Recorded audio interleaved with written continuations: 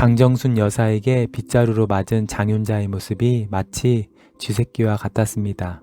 집에 들어온 쥐를 잡기 위해 빗자루로 때리듯 강정순 할머니가 벼락 12번을 맞아도 시원치 않을 여자 장윤자를 흠씬 때렸죠.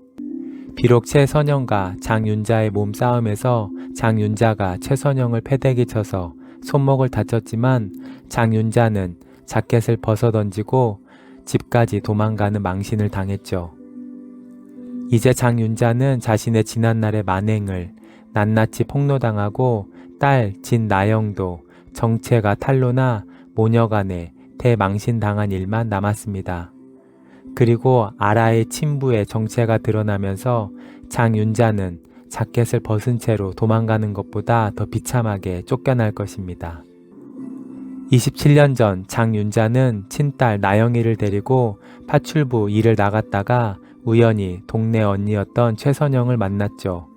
잘나가는 남편을 둔 최선영은 연민의 정으로 윤자를 거둬줬고 윤자는 은혜도 모르고 자신의 사채빚을 갚기 위해 선영이의 남편 진장수를 유혹해 둘 사이에서 도영이를 낳았죠. 선영이는 사고를 당해 뇌를 다쳤고 해들병원에서 무연고자로 들여온 선영이를 한진태 원장은 집도를 해 살려줬죠. 1년 동안 집에 못 간 선영이는 1999년 5월 1일 퇴원해 집에 갔지만 이미 장윤자는 선영이의 딸 수경이를 수지로 개명하고 최선영을 죽은 사람으로 처리했죠. 장윤자는 집을 찾아온 선영이에게 보름의 시간을 주면 수경이를 주겠다고 했지만 5일 만에 멀리 이민을 갔죠. 장윤자는 선영이가 돌아오지 못한 1년 동안 온갖 거짓과 사기, 도둑질로 일관했죠. 사고 나서 집에 오지 못하는 선영이를 바람나서 다른 남자를 만났다 말했고 자신의 집에 찾아온 사채업자의 빚을 갚기 위해 진장수의 금고를 열었습니다. 수경이의 생일이 비번이었는데 윤자는 금고를 열어 선영이에게 줄 위자료와 양육비를 사채빚 갚는 데 다 사용했죠. 집에 돌아온 진장수는 자신의 금고에서 돈이 사라진 것을 알았겠죠. 진장수는 엄마 박복선에게 혹시 선영이가 와서 위자료를 줬냐 물어도 박복선은 모르는 일이다 하겠죠. 진장수가 장윤자에게 물을 때 장윤자는 또 거짓말을 칠 것입니다. 내가 수소문해보니 최선영이가 죽었대. 글쎄 사고가 매우 컸나봐. 너무 불쌍해서 당신 금고 수경이 생년월일이 비병 같아 열어보니 열리는 게 아니겠어? 그래서 내가 그 돈 다 꺼내서 선영이 언니 유족들에게 다 보내줬어. 이 말을 하고 엉엉 우는 연기를 하는 장윤자. 진장수는 아마 선영이의 죽음 소식에 눈물을 흘리며 애도하고 자신이 끝까지 지켜주지 못한 것을 후회하겠죠. 그리고 장윤자가 의외로 좋은 일을 한 것에 대해 고마워할 것입니다. 이렇게 장윤자는 자신의 사채빚을 갚고 거짓말로 위기를 넘길 것입니다. 장윤자는 그렇게 유혹과 거짓말, 사기로 인생을 살았고 그 딸 나영이도 언니 수지를 동경했지만 결국 증오하며 수지의 인생을 완전히 망치는 주범이 되었죠. 장윤자와 딸 진나영은 이제 무너질 일만 남았습니다. 먼저 진나영은 한현성과 점점 가까워지고 있습니다. 그런데 나중에 생긴 일을 생각하면 한현성과 가까워지고 임신을 하게 되면 진나영은 더 비참하게 쫓겨나게 되지요.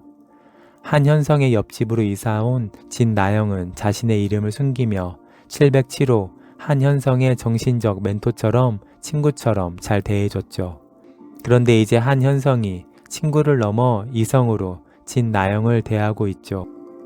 오히려 한현성이 키스를 하려 했지만 나영이가 피해 키스는 다음 기회가 됐으니까요. 결국 한현성과 진나영은 서로 좋아하게 돼 임신까지 하게 될 것입니다. 그런데 한현성은 계속 수지에 대한 집착을 하고 있는 상태에서 진나영이 진수지를 2번이나 동영상에서 당하게 한 여자라는 것을 알게 될 것입니다. 한현성은 자신이 모든 것이었던 수지를 추락시켜 결국 자신과 모든 관계를 깨지게 한 주범이 나영이라는 것을 알고 대노하겠죠. 그리고 자신을 갖기 위해 일부러 708호로 이사를 온 것까지 알게 되고 집안의 커튼 뒤에 있는 사진들을 보고 더 기겁을 할 것입니다. 그러면 한현성은 임신한 나영이를 버릴 것입니다. 그러면 진나영은 제2의 장윤자가 되는 거죠.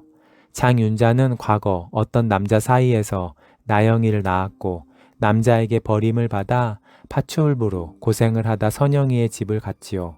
그것처럼 그 엄마의 그 딸로 진나영도 엄마 장윤자처럼 한현성에게 버림을 받고 홀로 자식을 낳아 미혼모로 살 것입니다.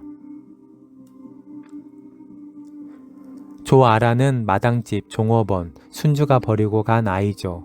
그런데 최선영이 아라를 불쌍히 여겨 지금껏 데리고 살고 있죠.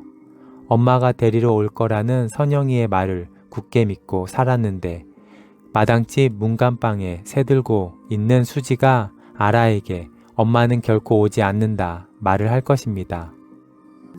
수지는 자신의 엄마가 결코 오지 않았다는 것을 알죠. 51회를 보면 장윤자가 진장수와 박복선 여사에게 최선영이 다른 남자와 눈맞아 바람이 났다 거짓말을 했죠.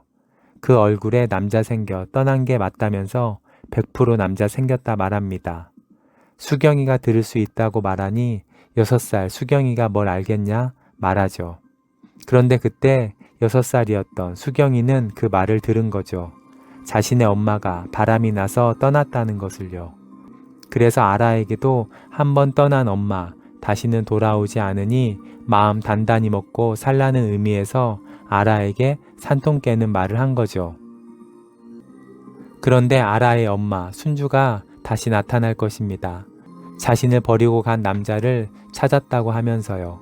자신을 버리고 가서 자신의 성을 따서 조아라라 했지만 아라의 성을 진시로 바꿀 것입니다. 7년 전 순주는 진장수를 우연히 만났고 진장수의 바람기로 순주는 진장수 사이에서 아이를 낳은 거죠. 그게 6살 아라이고 아라의 아빠 진장수를 찾은 순주는 아라를 데리고 진장수네로 찾아갑니다. 그때 진장수는 이미 장윤자의 지난 27년 전 거짓말이 모두 들통난 상태죠.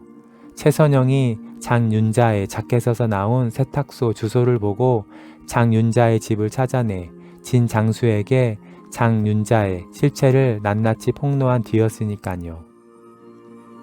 자신의 지난날의 거짓말, 도둑질, 사기, 결혼이 들통난 장윤자, 그리고 진장수의 또 다른 바람녀 순주의 등장으로 모든 것이 산산이 부서진 장윤자는 도마뱀 꼬리 자르고 도망가듯 비참하게 진장수 집을 떠날 것입니다.